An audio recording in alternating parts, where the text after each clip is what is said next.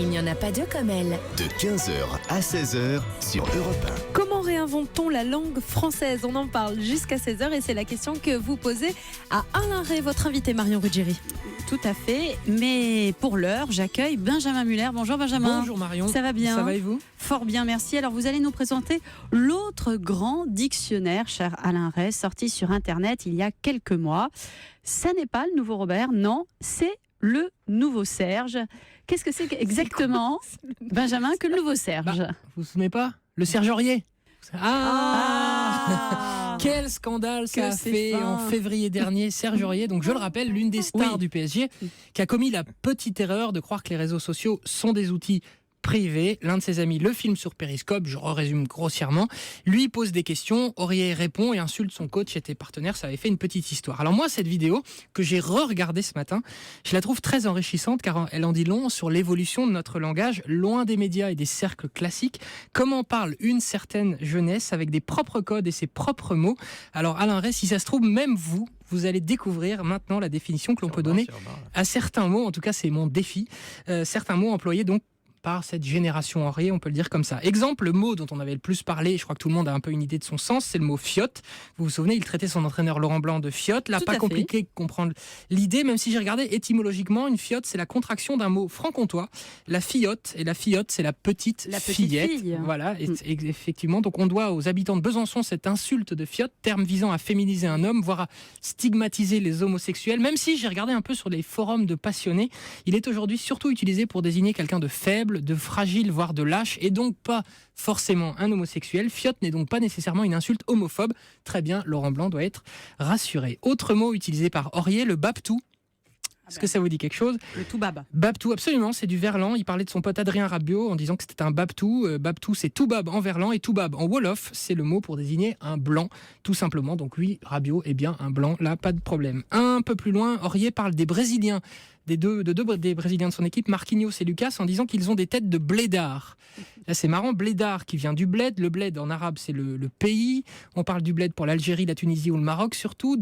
Et on dit, donc, quand il dit que ses potes brésiliens ont des têtes de blédards, ça veut dire qu'ils ont des têtes de maghrébins. Et là aussi, si on regarde leurs photos, c'est pas totalement faux. On en arrive aux expressions. Si tant est que, Si tant est que. Il dit qu'un tel a la meilleure punch. Alors, avoir la meilleure punch, ça je connaissais pas. Punchline ? Absolument. Quelqu'un qui a la meilleure punchline, la meilleure répartie. On peut dire, nous ici, qu'Anissa est une excellente puncheuse. En revanche, merci, je suis flattée. On ne peut pas dire qu'Anissa, elle, c'est de l'eau. Autre expression d'Aurier, être de l'eau. Il paraît que le joueur Vanderville, lui, c'est de l'eau, c'est ce qu'il dit. Alors l'expression est sympa, ça vient de vidéos d'une certaine jeunesse dorée, rien à voir avec le foot, où les types se filmaient à prendre des douches de champagne et ils disaient, pendant qu'ils se versaient du champagne sur la tête, c'est rien, c'est que de l'eau, comme pour montrer que pour eux, le champagne, c'est comme pour nous, les pauvres, de l'eau. Vous voyez donc l'idée, quand il dit que son pote c'est que de l'eau, ça veut dire qu'on croit qu'il est bon, mais qu'en fait il est fade, sans saveur. Bref, qu'il est rien, quoi, qu'il glisse entre les doigts. Absolument qu'il est nul, quoi. Il a dû apprécier, tout comme le gardien Salvatore Sirigu, vous vous souvenez de l'insulte pour lui, il le qualifiait de gaze. Gaze, c'est la contraction de merguez, où on apprend qu'en argot, une merguez, c'est une arnaque. Une arnaque. Et gaze, ça peut aussi vouloir dire cramer, comme une saucisse trop cuite. Donc Sirigu est à la fois une arnaque et une saucisse trop cuite. Ça a dû faire plaisir. Alors, ce qui est intéressant, c'est pas tant les insultes, dire qu'un tel est nul ou que machin est lâche, on s'en fout. En revanche, comprendre d'où viennent ces expressions, c'est assez fascinant. L'exemple de c'est que de l'eau, moi j'aime beaucoup. Et ça nous montre que notre langue est bel et bien vivante, qu'elle se renouvelle, et pas seulement chez les élites, bien au contraire. Alors j'ai envie de vous demander, Alain Ray, de toutes ces mots, toutes ces expressions, y en a-t-il un ou une qui aurait sa place dans le Robert l'an prochain ? Certainement, il faut voir s'ils prennent dans la société, c'est ça notre critère. Si ça infuse. Parce que moi je trouve que c'est que de l'eau comme truc légèrement péjoratif, parce que s'asperger de champagne, vous savez qu'en Afrique noire, il y a un mot qui est très sympa et qui est pas encore dans les dictionnaires, qui est champagné. Quelqu'un qui est champagné, c'est qu'il a de très bonnes relations, qu'il est dans la mondanité, qu'il est chic, qu'il y a des paillettes autour de lui. C'est chouette. Il y a tout un ensemble de trucs. Donc c'est au Congo, ça. Il est champagné. Parce que les africanismes, quand on dit ça, on n'a rien dit, parce que l'Afrique c'est un continent. Donc il y a des mots du Sénégal qui sont pas employés au Congo, et il y a des mots du Rwanda qu'on ne connaît pas au Maghreb. Bon, voilà. Mais je constate que dans tous ces mots-là que les jeunes, et notamment les sportifs, peuvent employer, il y a énormément de choses qui montrent l'ouverture du français, le plurilinguisme, le rapport avec l'arabe, les dérivés de bled, par exemple. Oui, c'est ça, Parce que le blédard, l'inspiration, c'est plus le latin ou le grec. pour moi, c'est pas essentiellement celui qui a une tête de maghrébin, c'est le paysan. Le blédard, c'est la personne du pays.